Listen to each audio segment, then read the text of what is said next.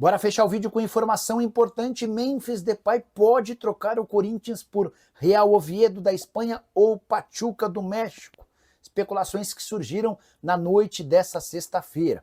Primeiro, na Espanha, uma conta que segue o Oviedo, time que acaba de subir da segunda para a primeira divisão do Campeonato Espanhol, afirmou que Memphis Depay era o grande nome dos sonhos do Oviedo. E o time contaria com a ajuda e o suporte do grupo Pachuca, que é dono do Oviedo, para a contratação do atleta. Negociações em andamento, o Oviedo pagaria os 10 milhões de euros da multa rescisória, o Corinthians ficaria com metade desse valor, ou seja, 5 milhões de euros, e o Memphis Depay a qualquer momento poderia ser anunciado como reforço do clube espanhol. Confesso que vi com desconfiança, até porque o Oviedo não tem capacidade financeira para fazer um investimento de 6 milhões de reais por mês. Esse é o custo do atacante holandês ao Corinthians. Certamente o Memphis Depay não deixaria o Corinthians para receber menos em outro clube. Depois surgiu a especulação de que o Memphis não iria para o Oviedo, mas sim para outro clube do grupo Pachuca, onde só para vocês entenderem, o grupo Pachuca, que é comandado por Jesus Martínez Patiño, um dos caras mais ricos do México, ele comprou 30 anos atrás o Pachuca, e a partir daí foi comprando uma série de outros clubes, o León no México, o Everton no Chile, o Oviedo na Espanha, enfim, ele hoje é dono de um conglomerado de clubes, e o time com quem ele tem maior relação é justamente o Pachuca, o primeiro clube que ele comprou e do qual ele é torcedor fanático. E aí que o Memphis não iria para o Oviedo e sim para o Pachuca. Consultei uma pessoa do Corinthians, essa pessoa afirmou que o Memphis chegou a contar que foi procurado pelo pessoal do Pachuca, agradeceu o contato, mas assegurou que vai preferir continuar no Brasil, está adaptado por aqui e pretende cumprir seu contrato com o Corinthians, mesmo diante de alguns atrasos em pagamentos de bônus e salários. Então, acaba-se qualquer preocupação sobre a possibilidade de Memphis Depay deixar o Corinthians, atacante holandês que voltou a trabalhar com bola nessa sexta-feira e deu esperança de que possa ter seu retorno antecipado para a partida da próxima quarta-feira contra o Vasco da Gama, contra o Atlético Paranaense, jogo de ida das quartas de final da Copa do Brasil. Só para completar, Corinthians que joga nesse final de semana com o Vasco e precisa de bom resultado para se afastar da zona do rebaixamento. Bora te explicar agora de onde vem os 5 bilhões e meio de reais que André Castro, candidato à presidência do Corinthians, prometeu colocar no clube caso se torne presidente na próxima segunda-feira. Nas últimas horas, o André convocou uma entrevista coletiva para apresentar uma carta de um banco afirmando que tem 1 bilhão de dólares ou 5 bilhões e meio de reais para aportar no Corinthians. O banco é o GSP, Banco de Fomento Mercantil LTDA. Trata-se de um banco digital com sede em Goiânia e com base em dados públicos. O GSP hoje tem capital social registrado de 6 bilhões 570 milhões de reais, ou seja, é um banco capaz de aportar esses 5 bilhões e meio. Aí você vai pensar, então quer dizer que ele vai aportar praticamente tudo na iniciativa do Corinthians? É possível imaginar que um banco tenha uma série de estratégias, parcerias e financiamentos estruturados para viabilizar esse acordo. O ponto é, o André Castro prometeu e cumpriu, ele apresentou alguém disposto, uma instituição disposta a colocar 1 bilhão de dólares no Parque São Jorge. Só para completar, o texto que trata, o André apresentou uma carta do banco, e essa carta diz o seguinte, abre aspas, este investimento abrangerá não apenas a reestruturação financeira e a modernização da Arena Corinthians, mas também uma série de iniciativas estratégicas já em desenvolvimento. O André apresentou a carta, fez referências ao banco e essa carta também deixa claro que esse apoio, esse aporte de 1 bilhão de dólares fica restrito à presença do André Castro como presidente do Corinthians. Importante contar que a eleição acontece na próxima segunda-feira e são 3 candidatos. O Osmar Stabile, que é o atual presidente interino, o Roque Cittadini, que vai ser oposição, e o André Castro, que surge como uma terceira via.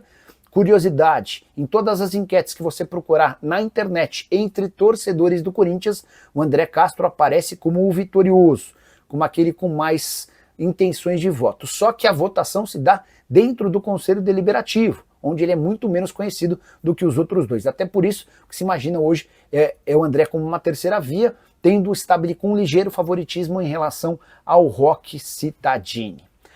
Só para completar algumas informações sobre o time do Timão, do time do Corinthians, no caso. O Corinthians conseguiu aumentar o salário do atacante Nicolas, que joga no Sub-17, terminando ou evitando qualquer possibilidade de o Nicolas seguir os passos do Cauê Furquim, aquele atacante que virou jogador do Bahia. O Nicolas passa a ter uma multa rescisória de 30 milhões de reais no Brasil, graças ao aumento do seu salário, que era de 5 mil e passou para 15 mil reais mensais. Já o Timão faturou 1 milhão e 200 mil reais com a ida de Raul Gustavo, ex-zagueiro do clube, que estava no Ferencváros e vai defender o New York City. E você curtiu o vídeo? Não esquece de deixar like, de se inscrever no canal. Hora de falar sobre o Corinthians. Se depender da chance de um acordo com o Tadieres para que o Corinthians escape de uma eventual perda de pontos no Campeonato Brasileiro, já dá para dizer que esqueça essa história. Bora começar do começo? O Corinthians sofreu um transfer ban por conta de uma dívida com o Santos Laguna referente à compra do Félix Torres, certo? 33 milhões de reais. Essa punição segue em vigência porque o Corinthians não conseguiu fazer a quitação com o time mexicano. E a qualquer momento vão estourar outras duas punições, referentes a uma dívida de 40 milhões de reais com o Matias Rojas, ex-jogador do Corinthians, e referente a mais ou menos 27 milhões de reais de uma dívida com o Tadieres pela compra de Rodrigo Garro.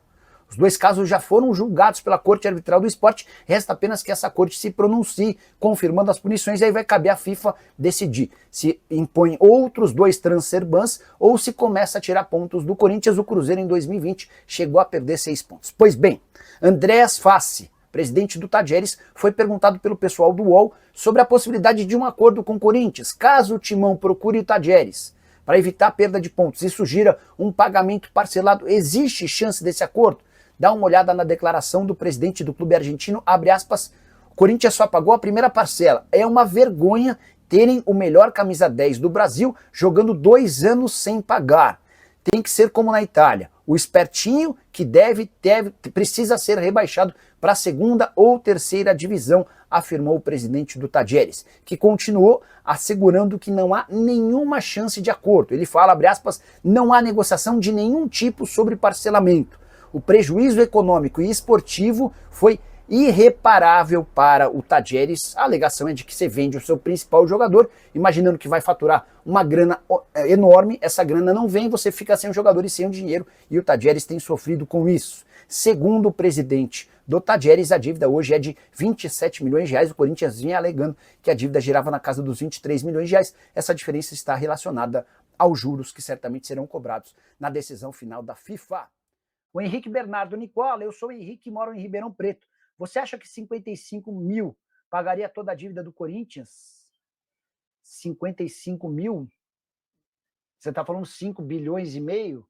Porque hoje a dívida do Corinthians gira na casa dos 2 bilhões e meio de reais, tá?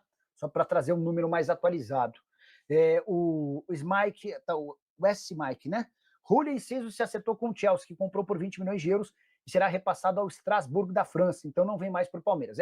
Só uma observação importante, eu não sabia disso, até legal dividir com vocês, mas os clubes na Europa, eles têm um limite de jogadores que podem ser emprestados. E o Chelsea é aquele que mais compra jogadores. Isso é um enorme problema, né? Você sai comprando jogador e você tem um limite, uma restrição de empréstimos. Então, para solucionar esse problema, o que o Chelsea fez? Ele criou uma empresa chamada Blue Call, Blue de azul e CO de company, né?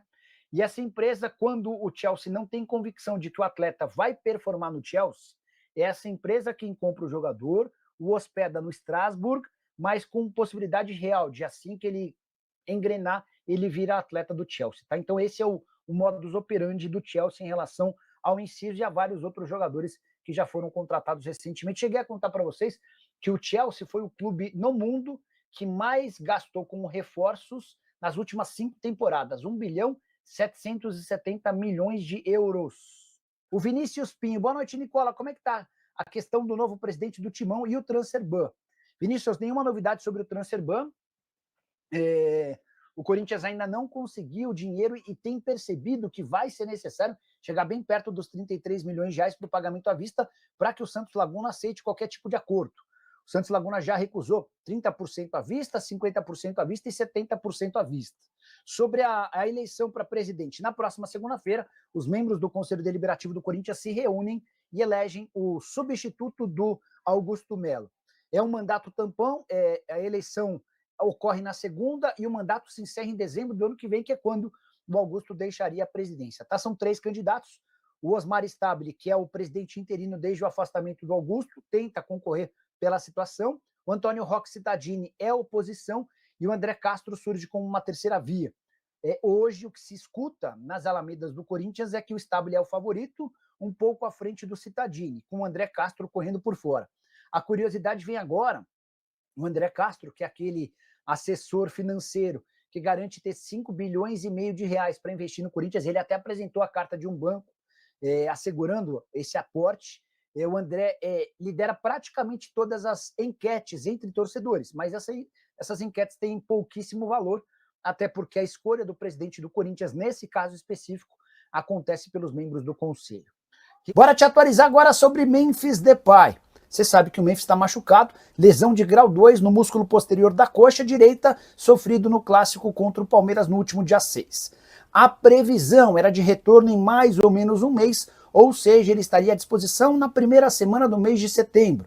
E o Corinthians trabalhava para que ele ficasse disponível para o jogo da volta contra o Atlético Paranaense. O Corinthians faz 2 jogos absolutamente decisivos contra o Furacão na Copa do Brasil, valendo vaga nas semifinais da competição. Pois bem, Craque Neto contou nessa sexta-feira que dentro do Corinthians existe um trabalho para que o Memphis Depay volte já na partida de ida. Confronto marcado para a próxima quarta-feira em Curitiba.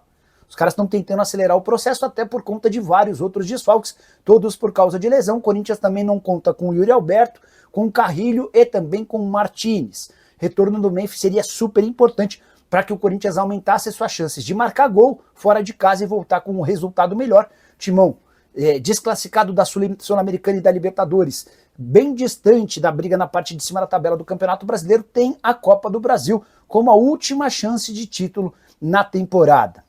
Só para arrematar, importante contar que venceu nessa semana o prazo para que o Corinthians quitasse 11 milhões de reais de bônus previstos no contrato do Memphis. Ele alcançou a meta máxima de jogos e alcançou a segunda ficou a um gol de alcançar também a meta máxima de participações em gol. Dessa maneira, 6 milhões e 300 mil com jogos, mais 4 milhões e 700 mil com gols.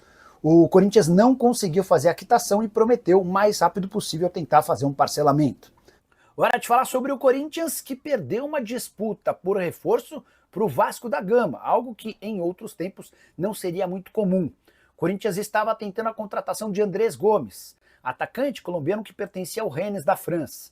A oferta do Corinthians, empréstimo com opção de compra de 7 milhões de euros.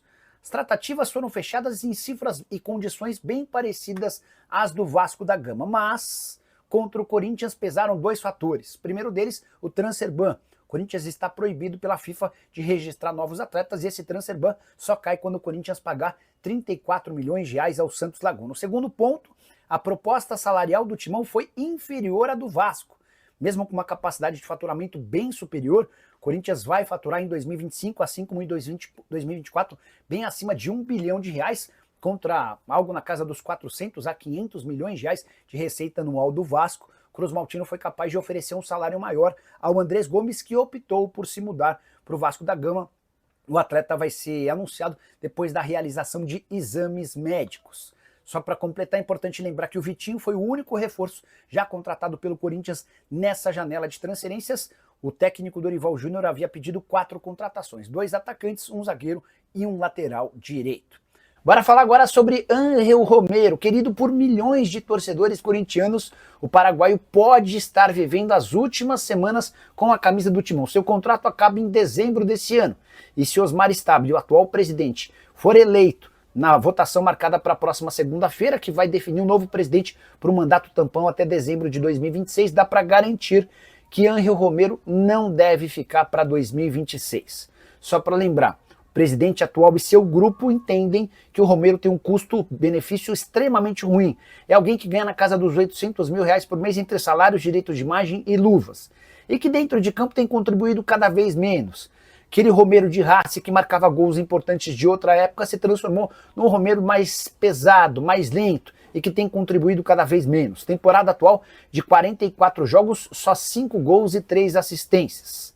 A chance de o Romero um outro vencedor na eleição marcada para segunda-feira. Antônio Roque Cittadini e André Castro são concorrentes, mas em especial tinha uma mudança de técnico e a chegada de alguém que se encante pelo Romero, porque o Dorival Júnior não morre de amores pelo paraguaio e dá para dizer que o Cittadini, que é outro candidato real a vitória na próxima segunda-feira, também não vê o Romero como a salvação da lavoura, a menos que uma enorme reviravolta aconteça e o Romero desembeste a fazer gols e se torne extremamente importante na reta final dessa temporada, e a gente deve estar assistindo aos últimos episódios de uma passagem ou de algumas passagens marcantes do jogador paraguaio pelo Timão.